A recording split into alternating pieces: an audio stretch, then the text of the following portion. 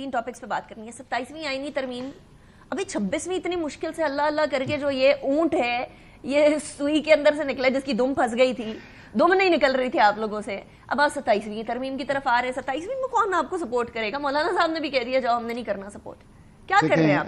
انیکا صاحبہ, واقعتاً آپ نے کہا کہ بالکل یہ ایک بڑا پہاڑ نما ٹاسک تھا اور اس کو سر کرنا بڑا مشکل تھا, تمام پولیٹیکل پارٹیز کے ساتھ کنسنسس بلڈ کرنا. 27ویں آئینی ترمیم کا جو متن ہے وہ میں ابھی آپ کو کوئی اس پہ کلیئرٹی کے ساتھ نہیں کہہ سکتا, لیکن ظاہری بات ہے 26ویں آئینی ترمیم میں اگر کوئی سکم رہ گئے ہیں, there is always room for improvement, اسی لیے 27ویں آئینی ترمیم آنا کوئی اتنی بڑی بات نہیں ہے. 26ویں آئینی ترمیم میں کوئی سکم ہے؟ دیکھیں اور اگر سکم ہے تو اتنی جلدی کیا تھی؟ نہیں, سکم میں یہ کہہ سکتا ہوں کہ سکم میرے سامنے نہیں ہے, لیکن with the passage of time اگر آپ کو نظر آتا ہے کہ کوئی قوانین یا کوئی ایسی ترمیم جس میں شاید فردر کلیئرٹی کی ضرورت ہو تو آپ 27ویں بھی لا سکتے ہیں. ان ایڈیشن ٹو دس میں یہ ضرور کہہ سکتا ہوں کیونکہ ہمارے اتحادی ہیں MQM, ان کا 140A کے حوالے سے جو لوکل باڈیز کا ہے وہ ایک ان کے بالکل رہا ہے, اور ان سے ابھی بھی ہماری جو بات ہوئی ہے میرے پروگرام میں ادھر آ کے ووٹس بھی کنڈیشنل تھی. انہوں نے کہا تھا کہ 27ویں ترمیم کے ہم سے وعدہ کیا گیا ہے کہ اس کے اندر 148 ان کی ووٹ کنڈیشنلز تھیں اسی بات پہ, اور انہوں نے کہا تھا کہ آپ اس کی کوئی ٹائم لائن نہیں دے سکتا. میں قطعاً یہ ایک درست بات نہیں ہوگی کہ اگر میں آپ کو کہوں کہ کل آ رہی ہے, پرسوں آ رہی ہے یا نیکسٹ ویک آ رہی ہے. ابھی سے ڈیبیٹ ہونے کا مطلب کیا یہ ہے کہ ایک آدھے مہینے تک کی؟ نہیں, ابھی سے ڈیبیٹ ہونے کا مطلب یہ ہے کہ مینٹل پریپریشن ہو جائے, ذہنی طور پہ تیار ہوں, یہ نہ کہا جائے کہ راتوں رات پھر یہ کوئی ترمیم لے آئے ہیں. بالکل. اچھا, ویسے ذہنی طور پہ آپ کس کو تیار کر رہے ہیں اس بار؟ مولانا صاحب کو, شعیب شاہین صاحب کی جماعت کو, یا اپنے آپ کو؟ دیکھیں, ان کو بھی یہ بھی ذہنی طور پہ تیار تھے, یہ تو اپنے پولیٹیکل نیریٹو کی وجہ سے یا پولیٹیکل 26ویں ترمیم کے لیے یہ لوگ تیار تھے. کیا میٹنگیں نہیں کی؟ جھوٹ ہے. کیا میٹنگیں نہیں کی؟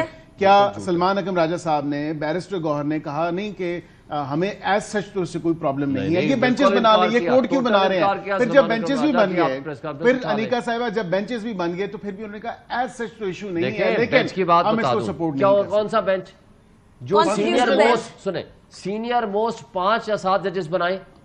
پھر بھی ہم نے کہا کہ ہم اس انلیجٹیمیٹ اسمبلی کو نہیں مانتے. اگر آپ بنائیں گے مولانا کا مسودہ جو پہلا آپ اٹھائیں, کیا تھا 5 سینئر موسٹ ججز کانسٹیٹیوشن بینچ ہوں گی, تو ان پرنسپل اگر وہ بات آتی تو شاید ہم مخالفت نہ کرتے, لیکن ہم نے پارٹ آف دی پروسیڈنگ پھر بھی نہیں بننا تھا. لیکن یہ بات تھی نا, یہ بات تھی. مسودہ آپ اٹھائیں نا, مولانا کا کیا تھا؟ وہ تو فائنل والے مسودوں کے اوپر تھا کہ فائنل تو وہی تھا نا ان کا, یہ تو بعد میں یہ لے کر آئے نا 2 دن بعد. 2 دن بعد تو ہم نے پریس کانفرنس کی کہ ہمارا اس سے کوئی تعلق واسطہ نہیں ہے. یہ this is an attack on the judicial system. 27ویں ترمیم کا اچھا, اس میں 2 باتیں جو اٹیک ہے باقی ساری چیزوں کے علاوہ.